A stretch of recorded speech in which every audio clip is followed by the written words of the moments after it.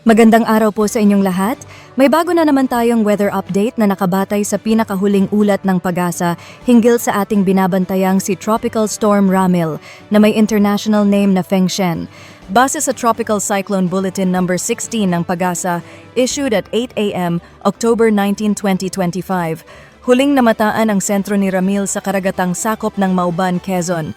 Taglay nito ang lakas ng hangin na umaabot sa 65 kilometers per hour malapit sa gitna at pagbugso na umaabot sa 90 kilometers per hour. Kumikilos ito pakanluran hilagang kanluran sa bilis na 20 kilometers per hour. Ang mga malalakas na hangin ay umaabot hanggang 430 kilometers mula sa sentro ng bagyo. Sa forecast track ng Pag-asa, tatahakin ni Ramil ang direksyong pakanluran, hilagang kanluran at inaasahang tatawid sa kalupaan ng Southern at Central Luzon ngayong araw. Posibleng lumabas ito sa karagatan ng Pangasinan o Zambales ngayong hapon at ganap na lalabas ng Philippine Area of Responsibility pagsapit ng bukas ng umaga o tanghali. Pagdating sa West Philippine Sea, inaasahang lalakas pa ito bilang isang severe tropical storm. Sa ilalim ng Tropical Cyclone Wind Signal, nakataas ang Signal number 2 sa mga bahagi ng Quirino, Nueva Vizcaya, Benguet, La Union, Pangasinan, Aurora, Nueva Ecija, Bulacan, Tarlac, Pampanga, hilagang bahagi ng Zambales, hilagang bahagi ng Metro Manila, hilagang bahagi ng Rizal, hilagang bahagi ng Laguna, hilagang at silangang bahagi ng Quezon, kasama ang Polillo Islands, Camarines Norte at hilagang kanlurang bahagi ng Camarines Sur. Inaasahan dito ang hangin na may lakas na 62 hanggang 88 kilometers per hour sa loob ng 24 hours na maaaring magdulot ng katamtamang pinsala sa mga pananim at magaan na istruktura.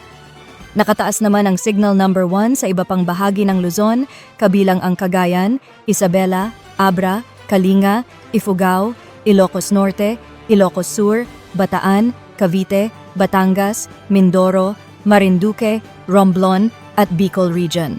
Inaasahang mararanasan dito ang hangin na aabot sa 39 hanggang 61 kilometers per hour sa loob ng 36 hours.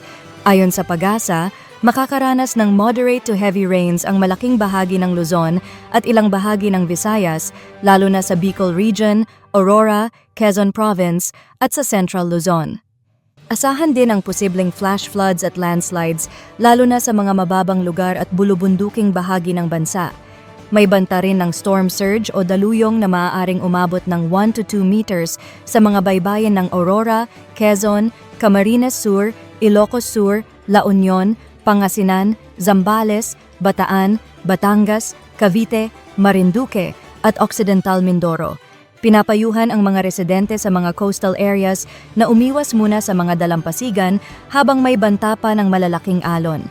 Nakataas din ang gale warning sa silangan at kanlurang baybayin ng Luzon, kabilang ang mga karagatan ng Isabela, Aurora, Camarines Norte, Polillo Islands, Pangasinan, Zambales, Bataan at Batangas. Maaring umabot sa 4.5 meters ang taas ng mga alon sa mga lugar na ito.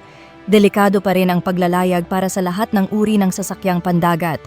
Muli, bilang isang independent weather forecaster na nakabatay lamang sa opisyal na datos ng Pag-asa, patuloy kong ipinaaabot sa inyo ang tumpak at malinaw na impormasyon hinggil sa lagay ng panahon. Pinapayuhan ang lahat na manatiling alerto at makinig sa mga anunsyo mula sa inyong mga lokal na awtoridad. Ang susunod na Tropical Cyclone Bulletin para kay Bagyong Ramil ay ilalabas ng Pag-asa mamayang alas 11 ng umaga. Mag-ingat po tayong lahat at manatiling nakatutok para sa mga susunod na update.